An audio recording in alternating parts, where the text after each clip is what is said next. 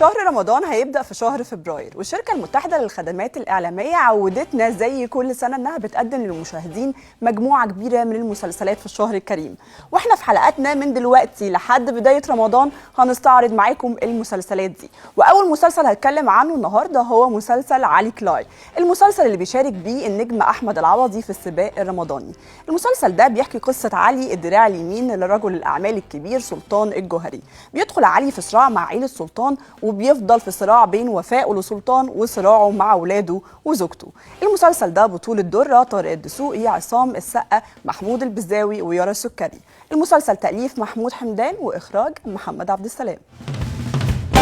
البلوجر احمد رمزي بيقوم ببطوله مسلسل فخر الدلتا، وده اول دور كبير ليه. المسلسل ده بيحكي قصه محمد صلاح فخر واللي جاي من الدلتا وبيحقق نجاح كبير.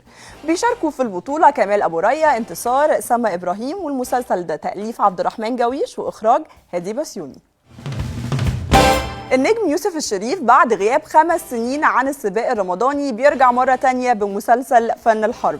المسلسل اللي بتدور أحداثه عن شاب بيشق طريقه بعيد عن والده رجل الأعمال، لكن بعد تورط والده ودخوله السجن ظلم بيلاقي نفسه مضطر لإدارة أعمال والده وللانتقام كمان من الناس اللي ظلمته.